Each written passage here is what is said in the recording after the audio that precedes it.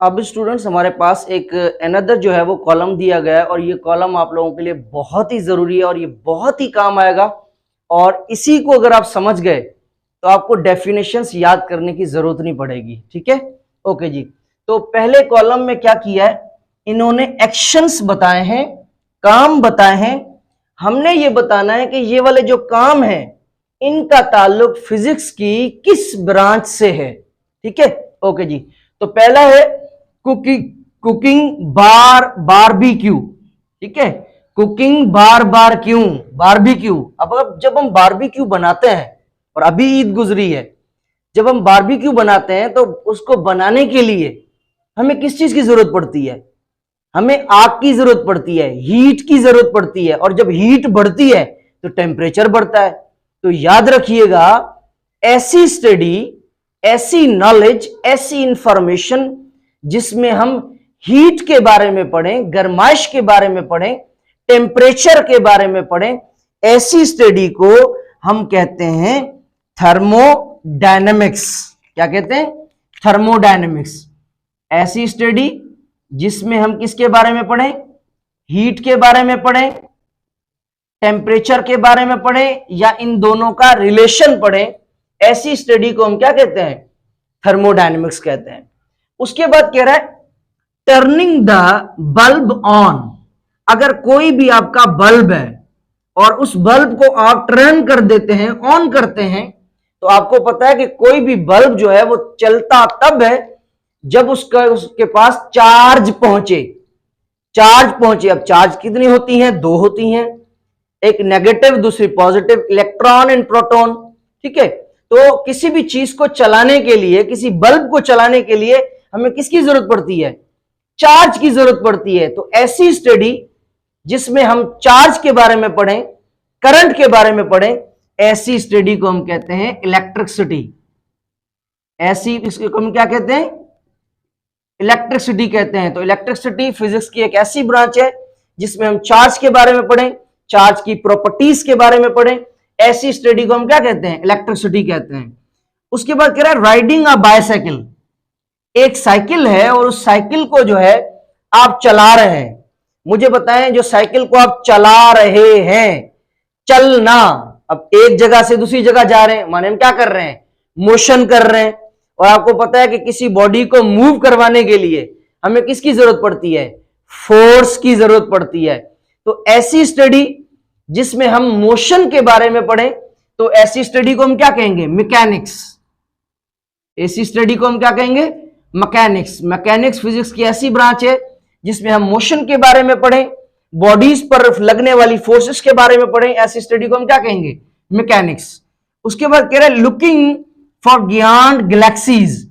ऐसी स्टडी, ऐसी नॉलेज, ऐसी मालूमात जो गैलेक्सीज के बारे में हो, प्लैनेट्स के बारे में हो, सयारों के बारे में हो, आसमानी चीजों के बारे में हो, वजनी चीजों में। दुनिया में सबसे ज्यादा वजन प्लैनेट्स का होता है, तो वजनी चीजों के बारे में हो, तो ऐसी स्टडी को हम क्या कहते हैं? Astrophysics. The study of astrophysics, study of astronomical objects. ठीक है, एस्ट्रोफिजिक्स, ऐसी स्टडी जिसमें हम प्लैनेट्स के बारे में पढ़ें। ठीक है, ओके जी। उसके बाद कह रहा है producing a loud sound.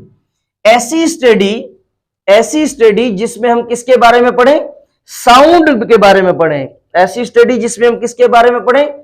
Sound के बारे में पढ़ें। ऐसी स्टडी जिसमें हम साउंड की प्रॉपर्टीज को पढ़ें, साउंड वेव्स के बारे में पढ़ें, साउंड की खासियतों के बारे में पढ़ें, हम उसे कहते हैं साउंड। क्या कहते हैं? साउंड। तो साउंड भी एक फिजिक्स की ब्रांच है जिसमें हम साउंड का क्या पढ़ते हैं? प्रोड्यूसिंग पढ़ते हैं कि साउंड कैसे पैदा होता है, साउंड की प्रॉपर्टीज के बारे में पढ़ें, वो भी क्या है? साउंड। ओके जी। उसके बाद कह रहे हैं डिस्क्राइबिंग एन एटम। ऐसी स्टडी जिसमें हम एटम के बारे में पढ़ें, एटम का डिस्क्राइब होना पढ़ें, एटम के अंदर क्या क्या होता है, एटम की प्रॉपर्टीज क्या क्या होती हैं, तो ऐसी स्टडी को हम क्या कहते हैं? Atomic physics. ऐसी स्टडी को हम क्या कहते हैं? Atomic physics. ऐसी स्टडी जिसमें हम एटम के बारे में पढ़ें, या एटम की खासियतों के बारे में पढ़ें या एटम की डिस्क्राइबिंग पढ़ें, ऐसी स्टडी को हम क्या कहेंगे? Atomic physics. उसके बाद है ऐसी स्टडी जिसमें हम क्या करें? ऑब्टेनिंग एनर्जी फ्रॉम अर्थ। वो स्टडी जिसमें हम अर्थ से एनर्जी जो हमें मिल रही है, तो ऐसी स्टडी को क्या कहेंगे? तो हमें पता है कि एक फिजिक्स की एक ऐसी ब्रांच है जिसमें हम अर्थ के बारे में पढ़ें या अर्थ का अंदरूनी मंजर पढ़ें, इंटरनल स्ट्रक्चर ऑफ अर्थ, अर्थ का इंटरनल स्ट्रक्चर पढ़ें।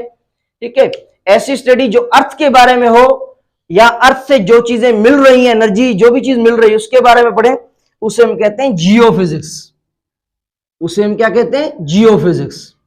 ठीक है, तो इसको आप गौर से जो है वो समझिएगा जरूर, ताकि इससे जो है आपकी ब्रांचेस वगैरह जो है वो बहुत इजीली जो है वो क्लियर हो जाएंगी। ठीक है, एक और ब्रांच में डिस्कस कर देता हूं। अगर यहां पे एक सवाल आ जाए, ऐसी स्टडी जो लाइट के बारे में हो, तो उसे क्या कहेंगे? उसे हम कहेंगे ऑप्टिक्स। क्या कहेंगे? ऑप्टिक्स। तो ये भी सवाल आ सकता है। ठीक है, अब हमारे पास एक और टेबल है, और ये टेबल जो है आप लोगों के लिए बहुत जरूरी है, क्योंकि इसमें मुख्तलिफ सवाल पूछ सकते हैं। जैसे फॉर एग्जाम्पल, अगर आपको फिजिकल क्वांटिटी दें, उसका यूनिट पूछ सकते हैं। यूनिट देकर फिजिकल क्वांटिटी के बारे में पूछ सकते हैं कि भाई ये यूनिट किसका है। या हो सकता है कि कोई क्वांटिटी दें और पूछें कि भाई ये क्वांटिटी कौन सी है। ठीक है, तो इस तरह के तीनों सवाल आ सकते हैं। तो सबसे पहले इस टेबल को समझते हैं। तो इस टेबल के अंदर तीन चीजें हैं। नंबर वन, कि सबसे पहले फिजिकल क्वांटिटी कौन सी है और उसका एसआई यूनिट, बैनुल अक़वामी यूनिट कौन सा होगा, और वो जो क्वांटिटी है वो किस टाइप की क्वांटिटी है, बेस क्वांटिटी है या ड्राइव क्वांटिटी है। ठीक है, ओके जी। तो सबसे पहला है एम्पेयर। अब देखिए, क्वांटिटी एम्पेयर नहीं होती, तो यहाँ पे एक मिस्टेक है। तो यहाँ पे एम्पेयर नहीं होगा, बल्कि यहाँ पे होना क्या चाहिए था? यहाँ पे बुक वालों ने एक मिस्टेक की है, यहाँ पे आपका करंट होना चाहिए था, करंट। ठीक है, करंट। अब मैं अगर आपसे पूछूं कि मुझे बताएं करंट का यूनिट क्या होता है, तो हमें पता है करंट का जो ऐसा यूनिट होता है वो एम्पेयर होता है। अगर हम साइंटिस्ट का नाम लिखेंगे, एम्पेयर एक साइंटिस्ट का नाम है। ठीक है, तो एम्पेयर अगर हम का एक अल्फाबेट लिखेंगे तो बड़ी अल्फाबेट्स में लिखेंगे। ठीक है, और अगर हम पूरा लिखना चाहते हैं तो फिर हम ऐसे लिखेंगे एम्पेयर। तो करंट का ऐसा यूनिट कौन सा होता है? एम्पेयर। अब पूछ रहे हैं कि जो करंट है वो किस टाइप की, किस किस्म की क्वांटिटी होती है। तो याद रखिएगा, मैंने पहले भी इसी सेम लेक्चर में पहले भी बताया है कि आपकी जो फंडामेंटल क्वांटिटीज होती हैं, बेस क्वांटिटी होती है, बेसिक क्वांटिटी होती है, वो 7 होती हैं, और करंट भी जो है वो उन्हीं में से है। तो करंट आपकी कौन सी क्वांटिटी है? बेसिक क्वांटिटी है। कौन सी क्वांटिटी है? बेसिक। बेसिक या बेस भी कह सकते हैं। ठीक है, ओके जी। उसके अलावा नेक्स्ट देखें, अब इन्होंने यूनिट दिया है, यूनिट दिया है, क्वांटिटी नहीं दी, और टाइप भी हमसे पूछ रहा है। तो याद रखिएगा, जो मीटर क्यूब यूनिट है वो किसका है? ये आपका यूनिट है वॉल्यूम का। किसका यूनिट है? वॉल्यूम का। याद रखिएगा, वॉल्यूम का जो यूनिट होता है दैट इज मीटर क्यूब, क्योंकि वॉल्यूम का फार्मूला होता है length into breadth into height. Length का, बिर्थ का, हाइट का, तीनों का यूनिट है metre. Metre multiply by metre, metre square, फिर multiply by metre, metre cube हो गया। ठीक है, ओके जी। अब पूछ रहे हैं कि जो वॉल्यूम है वो कौन सी क्वांटिटी है। तो हमें पता है कि फंडामेंटल क्वांटिटी 7 होती है, उन 7 में से वॉल्यूम जो है वो फंडामेंटल क्वांटिटी में नहीं है। तो आपका जो वॉल्यूम है वो कौन है? ड्राइव्ड है, क्योंकि आपका जो वॉल्यूम है वो बनता है, किसकी मदद से बनता है? फंडामेंटल क्वांटिटी की मदद से बनता है। तो ऐसी क्वांटिटीज जो फंडामेंटल क्वांटिटी की मदद से बने, उन क्वांटिटीज को क्या कहते हैं? ड्राइव कहते हैं। मैं ऑलरेडी समझा के आया हूं। ठीक है, ओके जी। उसके बाद लिखा है सेकंड। सेकंड किसका यूनिट है? हमें पता है टाइम का यूनिट है। सेकंड जो है वो किसका यूनिट है? टाइम का। ठीक है, और हमें पता है ये ऑलरेडी इन्होंने दी है कि ये बेस क्वांटिटी है, और बिल्कुल बात सही है। ठीक है, उसके बाद टेम्परेचर। हालांकि टेम्परेचर को मेजर करने के लिए हम फ़ारेनहाइट भी यूज करते हैं, सेंटीग्रेड भी यूज करते हैं, मगर हमसे पूछ रहा है ऐसा यूनिट बताओ। तो याद रखिएगा, इसका ऐसा यूनिट है केल्विन। ऐसा यूनिट कौन सा है इसका? केल्विन है। ठीक है, ओके जी। उसके अलावा उसके बाद यहाँ पे न्यूटन दिया है, यूनिट दिया है, क्वांटिटी का पूछ रहा है कि ये कौन सी क्वांटिटी है। तो हमें पता है न्यूटन जो है वो किसका यूनिट है? फोर्स का यूनिट है। किसका यूनिट है? फोर्स का। और हमें पता है कि आपकी जो फोर्स है वो फंडामेंटल क्वांटिटी नहीं है, और ऐसी क्वांटिटीज जो फंडामेंटल क्वांटिटी की मदद से बने उसे क्या कहते हैं, ड्राइव्ड। फोर्स फंडामेंटल क्वांटिटी की मदद से बनती है, ठीक है। फोर्स का formula F is equal to M A, F is equal to अम्मा, एम कौन है, मास, तो मास फंडामेंटल क्वांटिटी है। तो फोर्स कौन सी क्वांटिटी है, ड्राइव क्वांटिटी है। फोर्स क्वांटिटी कौन सी क्वांटिटी है, हमारी ड्राइव क्वांटिटी है, ठीक है। उसके बाद उन्होंने डेंसिटी दी है, डेंसिटी का यूनिट भी दिया है। अब पूछ रहे हैं कि जो डेंसिटी है वो कौन सी क्वांटिटी है, तो याद रखिएगा डेंसिटी आपकी जो है वो फंडामेंटल में नहीं होती, तो ये भी आपकी कौन सी क्वांटिटी है, ड्राइव्ड क्वांटिटी है। कौन सी क्वांटिटी है, ड्राइव्ड। उसके बाद एक्सेलरेशन दिया है इन्होंने, और पूछ रहे हैं कि एक्सेलरेशन का यूनिट कौन सा होता है, एक्सेलरेशन का यूनिट होता है मीटर पर सेकंड स्क्वायर। कौन सा यूनिट होता है, मीटर पर सेकंड स्क्वायर, ठीक है। और इसी चीज को आप ऐसे भी लिख सकते हैं, मीटर सेम एस को ऊपर ले जाए, अगर कोई चीज नीचे से ऊपर जाएगी प्लस होगी तो माइनस हो जाएगी उसकी पावर, तो यहाँ पे +2 है, अब क्या बन गया, इनवर्स बन गया, ठीक है। तो ये भी इसका यूनिट है। और एक्सेलरेशन हमें पता है किसकी मदद से बनती है, एक्सेलरेशन का फार्मूला क्या होता है, वेलोसिटी अपॉन टाइम। तो एक्सेलरेशन आपकी ड्राइव क्वांटिटी है। कौन सी क्वांटिटी है, ड्राइव्ड क्वांटिटी है, ठीक है। तो उम्मीद करता हूं ये टेबल जरूर समझ में आ गया होगा, इस टेबल को जरूर देखिएगा।